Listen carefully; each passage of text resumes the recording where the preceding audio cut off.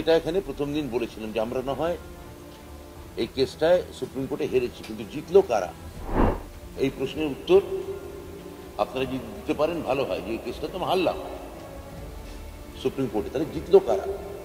SSC নিয়ে যে জটিলতা, সেই জটিলতায় রাজ্য সরকার পাশে থাকার বার্তা দিয়েছে, শিক্ষা দপ্তর পাশে থাকার বার্তা দিয়েছে।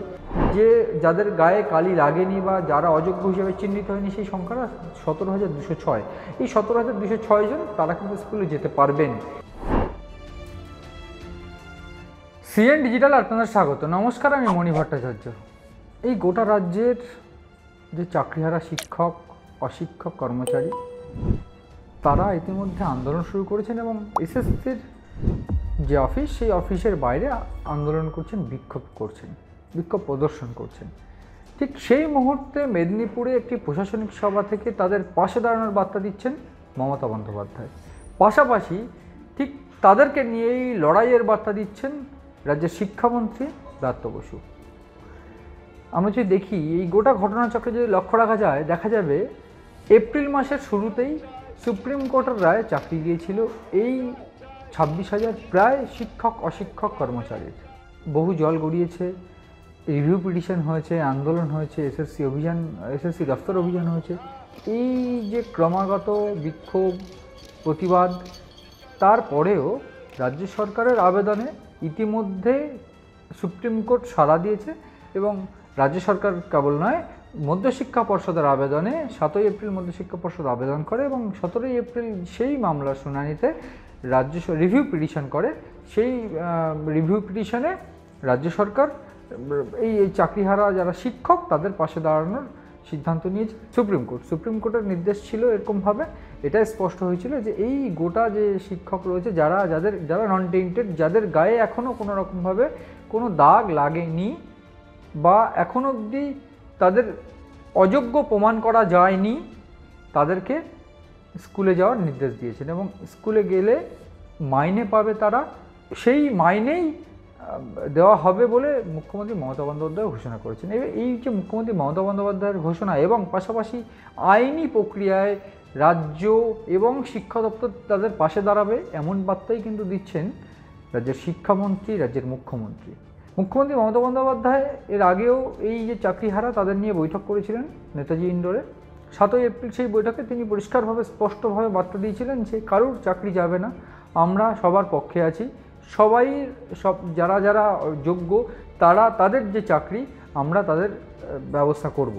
প্রয়োজনে সুপ্রিম কোর্টে আইনি উপায়ে সুপ্রিম কোর্টের ফের দ্বারস্থ হব। এই বার্তা তিনি আজও দিয়েছেন মেদিনীপুরের প্রশাসনিক সভা থেকে, তিনি নেতাজি ইন্ডোরই দিয়েছিলেন। কিন্তু মিডলে যেটা আমরা দেখেছি, বেশ কিছু জায়গায় উত্তপ্ত হয়ে উঠেছিল পরিস্থিতি। এসএসসি ভবন অভিযান কিংবা কোথাও কসবা ডিআই অফিস অভিযান, এই ধাপে ধাপে বিভিন্ন জায়গায় পরিস্থিতি উত্তপ্ত হয়ে উঠেছিল। যদি আমরা চলতি সপ্তাহে ঘটনাচিত্রে নজর রাখি, এসএসসি দফতর অভিযান সিদ্ধান্ত নেয় চাকরিহারা শিক্ষকদের একাংশ, পাশাপাশি শিক্ষাকর্মীদের একাংশ। তারা এসএসসি অফিস ঘেরাও করে, এসএসসির যে চেয়ারম্যান তাদের সঙ্গে বৈঠক করে। প্রসঙ্গত বলে রাখবো আমি, 13ই এপ্রিল কিন্তু তারা একটি বৈঠক করে শিক্ষামন্ত্রী ব্রাত্য বসুর সঙ্গে। তিনি সে সময় পরিষ্কারভাবে তাদের পাশে থাকার বার্তা দিয়েছিলেন এবং এই যে চাকরিহারা শিক্ষকদের প্রতিনিধি দল, তাদেরকে পরিষ্কার জানিয়েছিলেন আইনি উপায়ে যা যা প্রসেস তা করা হবে।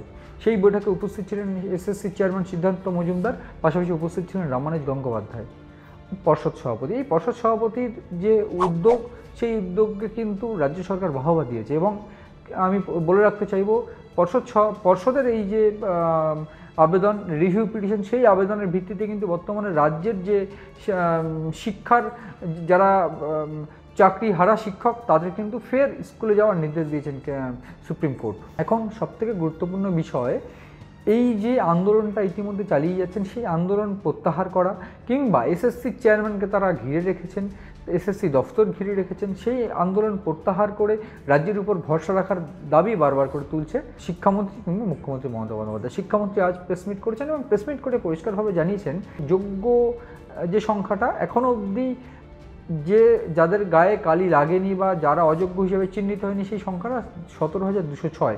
এই 17,206 জন তারা কিন্তু স্কুলে যেতে পারবেন। একজন নিরপরাধী যেন শাস্তি না পায়, সের ব্যাপারে আমাদের সতর্ক এবং সচেষ্ট থাকতে হচ্ছে। আমি তো আবার বলছি, আমি পরের ধাপে আবার তাদের সঙ্গে দরকারে বৈঠক করব। কিন্তু এই আন্দোলন থেকে তাদের এক্ষুনি প্রত্যাহার করা উচিত, কেননা একমাত্র এখন অবধি দেখা যাচ্ছে তাদের অভিজ্ঞতা বলছে যে মুখ্যমন্ত্রী, সরকার এবং নতুন এসএসসি, নতুন আমাদের এই দপ্তর প্রবলভাবে তাদের পাশে দাঁড়িয়েছে। সব থেকে গুরুত্বপূর্ণ যে বিষয়, এই যে 17,206 কিংবা যারা কারা অযোগ্য, এই যে লিস্টেড, এই লিস্ট কিন্তু সিবিআই বেশ কয়েকদিন আগেই হাইকোর্টে তথ্য দিয়ে জানিয়েছিল যে ওএমআর জাম্প করা বা ওএমআর বিকৃত করা বা র্যাঙ্ক জাম্প, বিভিন্ন ইস্যুতে বিভিন্ন রকমভাবে এই যে লিস্ট, সেই লিস্ট কিন্তু দিয়েছিল। তার মধ্যে 17,206 জন যাদের নাম, যাদেরকে যোগ্য হিসাবে পাওয়া গিয়েছিল, অর্থাৎ যাদেরকে অযোগ্য হিসাবে প্রমাণ করা যায়নি, সেই তালিকা কিন্তু দেওয়া হয়েছিল। এবং সেই তালিকা অনুযায়ী এসএসসি একটি বিবৃতি দিয়েও সেটা পাবলিক ডোমেনে জানিয়েছিল যে এই যে সংখ্যাটা, সেই সংখ্যাটা কিন্তু ইতিমধ্যে তাদেরকে অযোগ্য হিসাবে বলা যায় না, অর্থাৎ তারা যোগ্য এক প্রকার। ফলে এই মতো অবস্থায় রাজ্য সরকার যে বার্তাটা দিচ্ছে, অর্থাৎ শিক্ষামন্ত্রী কিংবা মুখ্যমন্ত্রী মমতা বন্দ্যোপাধ্যায় যে বার্তাটা দিচ্ছেন, সেটা কিন্তু ক্রিস্টাল। প্রথম কথা হচ্ছে যে যোগ্য আমাদের এই 17 তারিখে যে মধ্যশিক্ষা পর্ষদের যে তালিকা দেওয়া হয়েছে, যোগ্য অযোগ্য এটা আপনারা বলছেন, আমরা নির্ধারণ করতে পারিনি। আপনারা যদি 17 তারিখের কেসটা দেখেন, যেখানে আমরা ক্লারিফিকেশন চাই, সেখানে খুব পরিষ্কার করে 17,206 জন তারা যোগ্য, এটা মধ্যশিক্ষা পর্ষদ এফিডেভিট দিয়ে জানিয়েছে। অর্থাৎ আমাদের ভাগ আছে এবং আমরা সেটা সেই অনুযায়ী আমরা কাজ করছি।